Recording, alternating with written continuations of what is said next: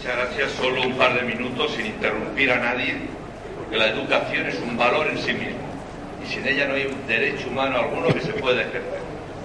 Dicho esto, yo quiero dejar constancia del cariño y del afecto que nos merece el Paraguay desde España, desde la Unión Sindical Obrera y la Fundación de Solidaridad que presido en nombre de la Unión Sindical Obrera. El cariño que nos merece Paraguay, su larga trayectoria de sufrimiento, de lucha y de esperanza por la afirmación y la vigencia de los derechos humanos, contra tanto egoísmo, tanto poderoso, sin escrúpulos ni moral alguna, que pretendieron someter a este pueblo y a su gente inútilmente. El Paraguay siempre se abrirá camino porque es una gran nación y es un gran pueblo, lleno de riqueza natural, de juventud, de territorio, como aquí se ha dicho. Y quiero hacerlo a través de hacer llegar a la CONADE, la Comisión Nacional de Derechos Humanos, y a su presidente, entrañable amigo y compañero, el profesor Luis Res, la expresión materializada de la Paloma de la Paz que pintara nuestro más insigne pintor, el más universal, Pablo Ruiz Picasso. Es la expresión de artesanos de Galicia, la más, si se me permite, sensible de nuestras fábricas cerámicas y artesanas en la región de Galicia. La dedicatoria es para el profesor Luis Alfonso Res y para la CONADE.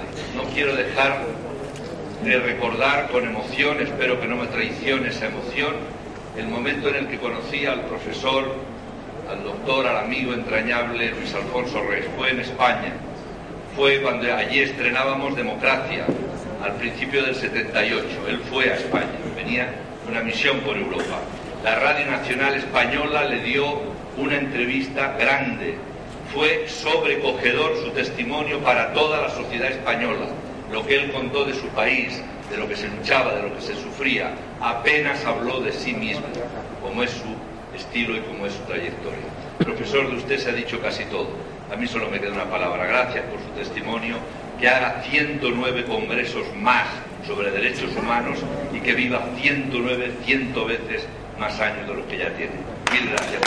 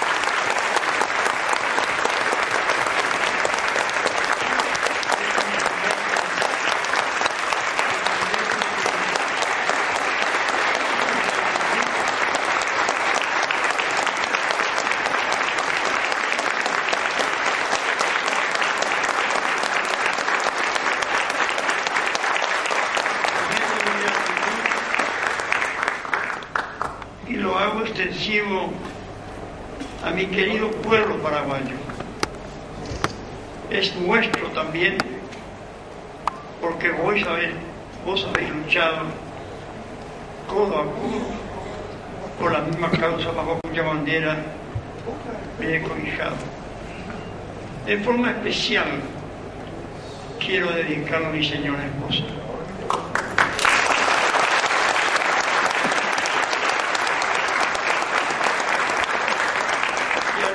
De ella a la mujer paraguaya.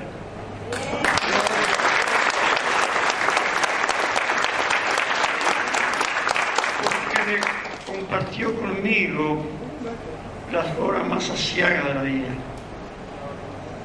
yendo al confinamiento, a las cárceles, al exilio, y trabajando silenciosa, pero efectivamente por la misma causa. Os agradezco de todo corazón, Manolo,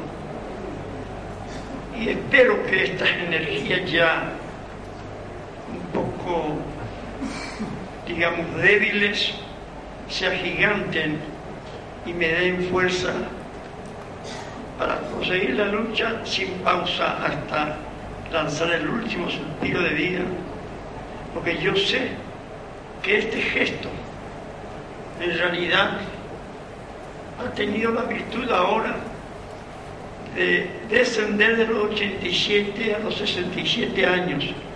Me siento rejuvenecido, no por una sed de ambiciones de medida, sino porque llena mi corazón de un sentimiento que yo se lo he ofrendado a Ñaneyara y a todo mi pueblo. Entonces, a ti, a tus organizaciones, a la querida España, que nos ha abierto su puerta en momentos difíciles de la historia, mi inmensa gratitud. Y esto renueva mi compromiso. A vosotras, distinguidas damas, que con vuestra estampa hermosa le dais realce a este evento. A todas las personas que aquí concurren, mi inmensa gratitud. Y el renovado, repito con énfasis, gratitud, pero no con palabras, sino con gestos, seguir luchando incansablemente por el pueblo, por lo más marginado, lo más excluido, lo más débil. Y a las ilustrísimas personalidades que nos han honrado con su presencia y han proyectado las luces de su sapiencia para disipar un poco esa tiniebla muchas veces que se tiene de incertidumbre ante los grandes desafíos del siglo XXI. Muchas gracias.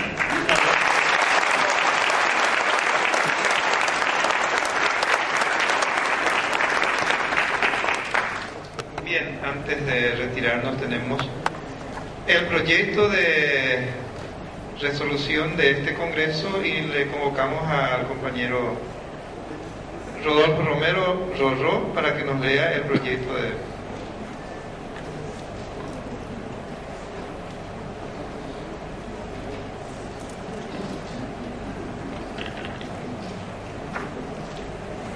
Buenas tardes. No estamos cansados, ¿verdad? Sí. Le voy a decir, cuando uno asume nobles compromisos, se refresca permanentemente. Yo acostumbro a decir a los dirigentes a lo largo y ancho de América Latina que los hombres comprometidos con el futuro hemos perdido un derecho. El derecho de decir, estoy cansado, ni catuña, ni caneó, para caer, dañante temporada. Nunca tenemos que estar cansados. Me encomendaron la tarea de trabajar en lo que podría ser el pronunciamiento, las conclusiones de este Congreso. Lo revisamos en común con el profesor Ruiz, que ustedes saben, nunca se cansa.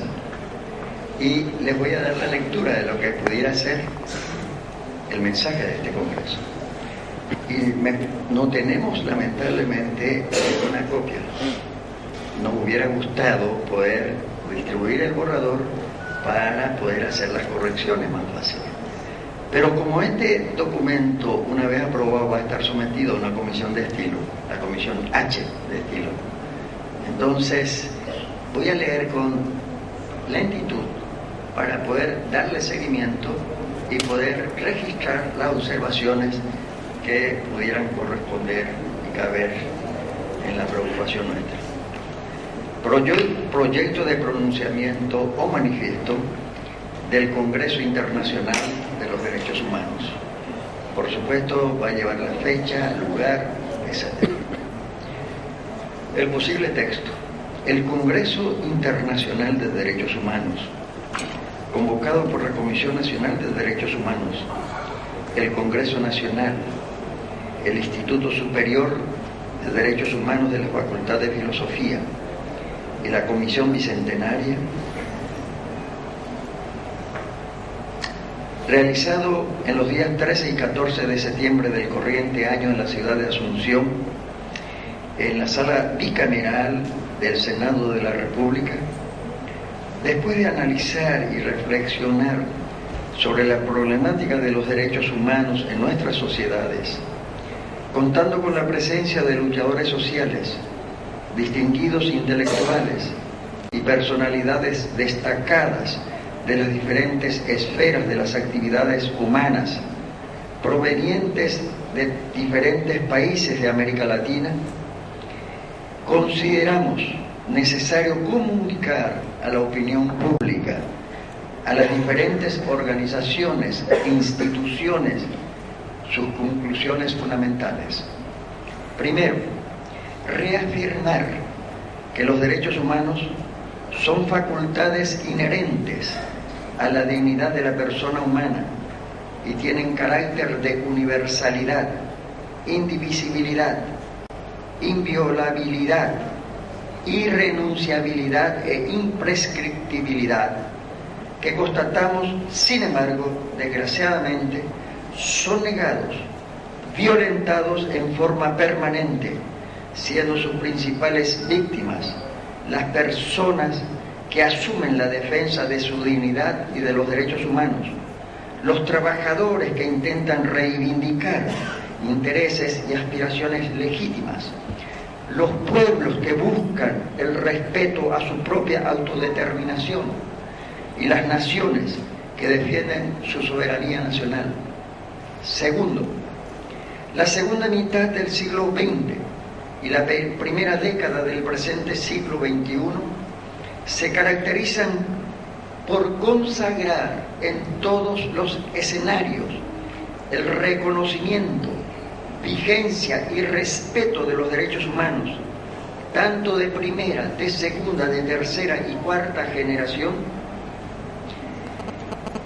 que permite convertir a la Declaración Universal de los Derechos Humanos y a los demás pronunciamientos similares como patrimonio cultural de la humanidad.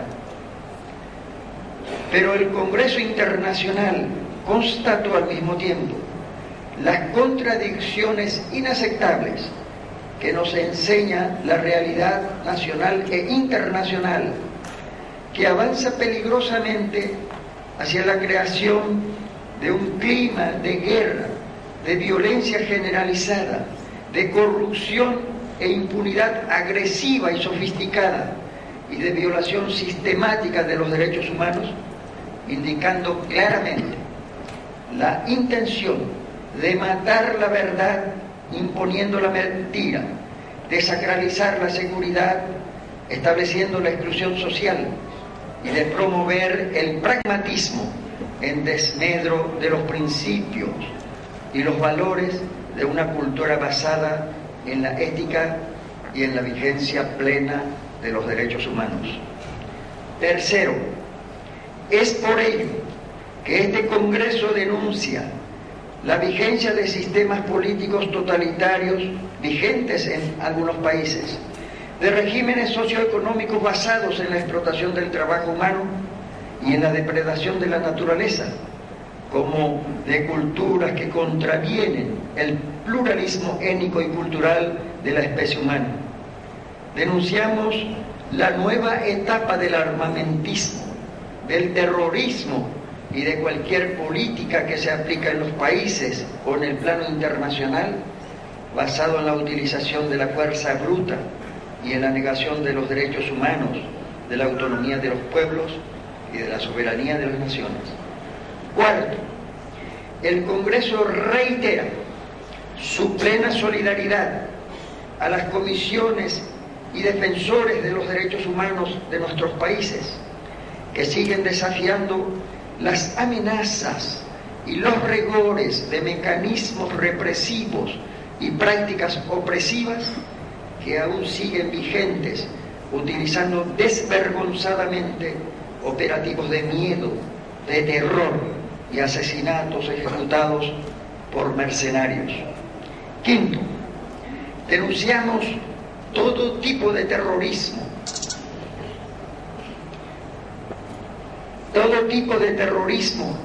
de torturas y prácticas que deshumanizan al ser humano y rebajan la dignidad humana, especialmente de quienes lo ejecutan.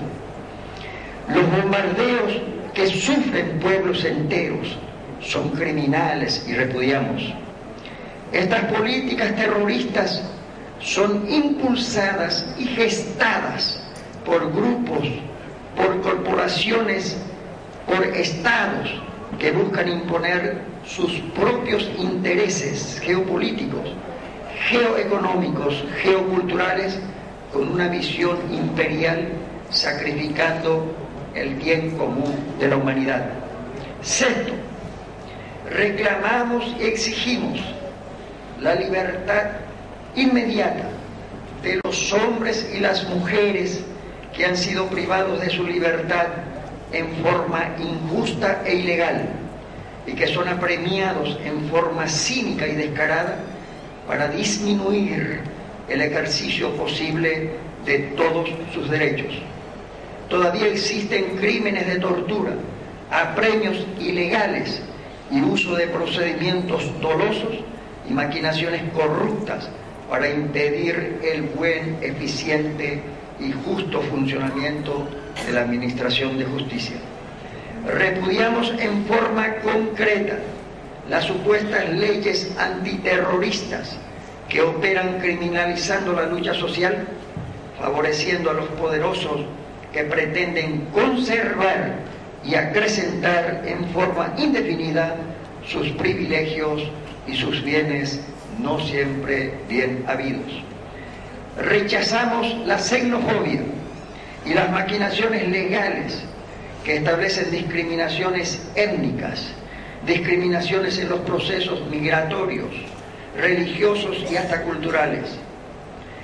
Declaramos que los pueblos aborígenes son nuestros hermanos y merecen reparación histórica. Consagramos que todos los hombres y las mujeres somos iguales y sujetos de los mismos derechos y obligaciones, y estamos esperanzados en contar con la igualdad de oportunidades para la realización de nuestro destino personal y el progreso de la humanidad. Séptimo, exigimos la aplicación de la justicia y el rescate de la verdad en los casos de los crímenes de la dictadura, que merecen un castigo ejemplar, y la sanción implacable de los responsables de la corrupción que siguen manipulando en forma descarada los resortes de la justicia y se han ganado la impunidad, y con los recursos mal habidos siguen operando en la política, manipulando a la opinión pública y comprando votos en los procesos electorales. 35 años de dictadura y 22 años de impunidad lanzan su grito al cielo reclamando justicia y verdad. El operativo Cóndor debe ser enjuiciado y desmantelado, porque por ahí se dice que el cóndor sigue volando. Denunciamos en los mismos términos y exigimos justicia en el caso de los narcotraficantes que desprecian la vida humana y trafican con los más nobles recursos de que dispone la sociedad. Denunciamos las prácticas de incumplimiento de las leyes laborales por parte de corporaciones empresariales que no respetan las leyes nacionales y los convenios internacionales establecidos por la Organización Internacional del Trabajo, en especial los referidos al Convenio 87 sobre libertad sindical y el Convenio 98 sobre contratación colectiva.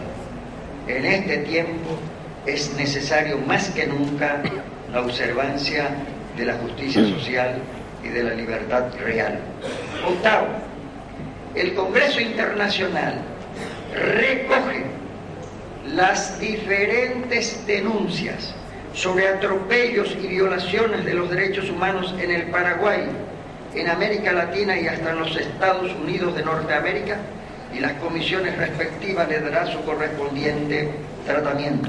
Noveno, recogemos también diferentes iniciativas presentadas para mejorar el funcionamiento de los instrumentos de defensa de los derechos humanos, y de reestructuración de la administración de justicia de nuestros países para garantizar el pleno respeto de los derechos y obligaciones de la persona humana. Estas importantes iniciativas también merecerán el debido tratamiento. Décimo, sintetizando los desafíos que el presente siglo XXI presenta para el reconocimiento, la promoción, el respeto y la vigencia plena de los derechos humanos, planteamos las siguientes exigencias. A.